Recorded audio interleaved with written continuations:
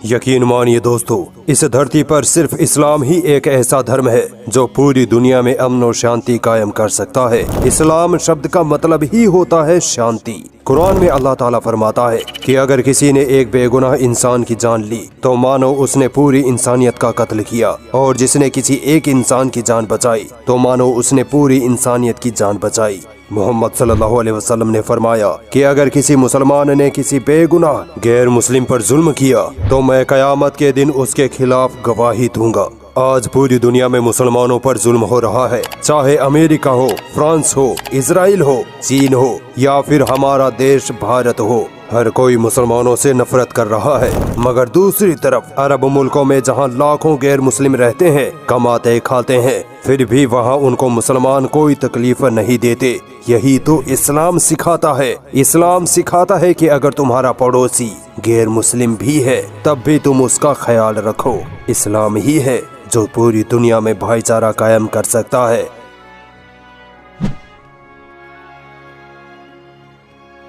इस्लाम की बुनियादों में एक बुनियाद है सोशल जस्टिस एंड इक्वालिटी, न्याय और बराबरी। अल्लाह ताला कुरान में फरमाता है कि इंसाफ के लिए मजबूती से जमे रहो, चाहे वो तुम्हारे खिलाफ हो या तुम्हारे माँ बाप के खिलाफ हो, चाहे अमीर हो या गरीब हो, हर हाल में तुम्हें इंसाफ करना है। अब इससे बड़ी और क्या बात होगी कि इस्लाम सबको बराबर मानता है। इस्लाम ने ब्याज को हराम करार दिया है, क्योंकि ब्याज की वजह से अमीर और ज्यादा अमीर और गरीब और ज्यादा गरीब होता चला जाता है, जिसकी वजह से इंसानियत का बंटवारा होता है। मगर इस्लाम ने इस सिस्टम को रोका है। आज पूरी दुनिया में काले गोरे के नाम पर, ब्राह्मण दलित के नाम पर ऊंच नीच पाई जाती है, मगर इस्लाम इकलौता धर्म है जहाँ सब इंसान बराबर माने जाते हैं।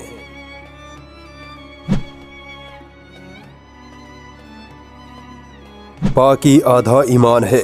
इस बात से आप अंदाजा लगा लीजिए कि इस्लाम ने साफ सफाई को कितनी अहमियत दी है। दुनिया के बाकी धर्मों में ज्यादा से ज्यादा डेली नहाने की मान्यता होगी, जबकि इस्लाम में एक मुसलमान दिन में 5 बार नमाज पढ़ने से पहले 5 बार हाथ मुंह पैर धोता है। वैज्ञानिकों का मानना है कि मुसलमानों के इस तरीके की वजह से दूसरे लोगों की तुलना में मुसलमानों में कम बीमारियां फैलती है। मुसलमान पेशाब करने के बाद भी अपनी शर्मगाह को पानी से साफ करते हैं। ये चीज इस्लाम धर्म के अलावा किसी दूसरे धर्म में नहीं पाई जाती है। अगर इस्लाम धर्म की ये बातें पूरी तरह से दुनिया में लागू कर दी जाए तो दुनिया की आधी से ज्यादा बीमारियां खत्म हो जाएंगी।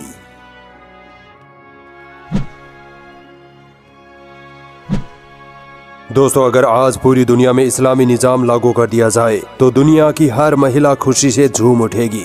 वजह इसकी ये है कि इस्लाम ने महिलाओं को जितने अधिकार दिए हैं उतने किसी धर्म ने नहीं दिए। इस्लाम ने महिलाओं को प्रॉपर्टी रखने, विरासत में हिस्सा, नौकरी, कामकाज, हर फील्ड में अधिकार दिए हैं। और सबसे बड़ी बात तो ये कि इस्लाम ने ये अधिकार 1400 साल पहले ही महिलाओं को दे दिए थे, जब छोटी छोटी बच्चियों को जिंदा दफन कर दिया जाता था, जब महिलाओं को जानवरों की तरह रखा जाता था। आज भी महिलाओं को बस सेक्स ऑब्जेक्ट की तरह रखा जा रहा है। आजादी के नाम पर उनको इस्तेमाल किया जा रहा है। हमारे देश और वेस्टर्न देशों पर गौर करिए, वहाँ की महिलाओं की आए दिन रेप हो रहे हैं और रेपिस्ट को सजा भी नहीं मिल पाती।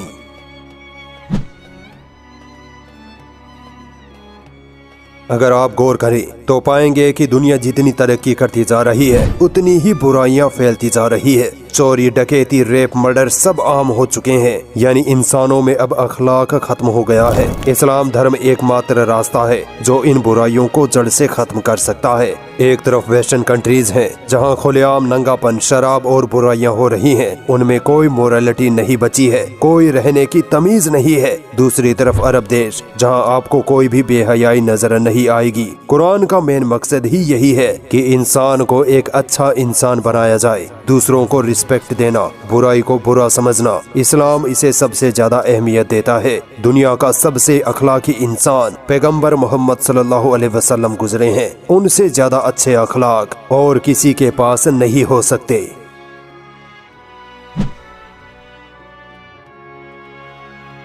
क्या आपने कभी सोचा है कि हम इंसान इस दुनिया में क्यों हैं? आखिर हमारी जिंदगी का मकसद क्या है? यकीन मानिए, इस्लाम के अलावा कोई दूसरा धर्म इस सवाल का सही से जवाब नहीं दे पाया है। दुनिया की हर चीज का कोई न कोई मकसद है। पेन का मकसद है लिखना, घड़ी का मकसद है टाइम दिखाना, सूरज का रोशनी देना। इसी तरह हम इंसानों का भी कोई न कोई मकसद तो जरूर है। हम यूं ही तो यहाँ नहीं आए हैं। इस्लाम इस सवाल का साफ जवाब देता है कि अल्लाह ने इंसानों को इसलिए बनाया है ताकि वो अल्लाह की, अपने बनाने वाले की इबादत करे। अगर हमारी जिंदगी का कोई मकसद ना होता तो आज ये दुनिया तबाह बर्बाद हो गई होती। इस्लाम ने पर्पज ऑफ लाइफ का कॉन्सेप्ट दिया है ताकि इंसानियत जिंदा रहे, इंसानों को सही और गलत का फर्क महसूस होता रहे। ईसाई शराब और नंगेपन में मस्त है तो इधर हिंदू हजारों लाखों भगवानों में उलझे हैं, 7 जन्मों के चक्रव्यूह में फंसे हैं। अगर दुनिया इस्लाम के कॉन्सेप्ट पर गौर करे तो दुनिया में शांति कायम हो सकती है। लोग जगह जगह भटकना छोड़ देंगे और अपनी असल मंजिल को पालेंगे।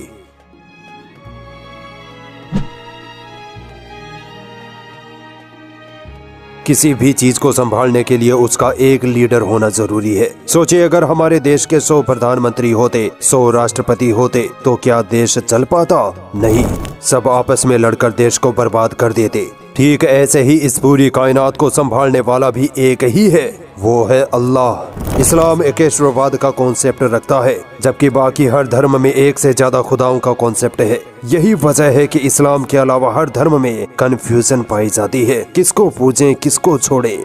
मोनोथियज्म एक ऐसा कॉन्सेप्ट है जिसकी वजह से पूरी दुनिया एक हो सकती है। सबका एक खुदा होगा तो सब लोग मिलजुल कर रहेंगे और दुनिया में अमन व अमान कायम होगा, और ये काम सिर्फ इस्लाम धर्म ही कर सकता है। उम्मीद करता हूँ दोस्तों ये वीडियो आपको पसंद आई होगी। वीडियो को लाइक कीजिए और चैनल को सब्सक्राइब कर दीजिए। शुक्रिया।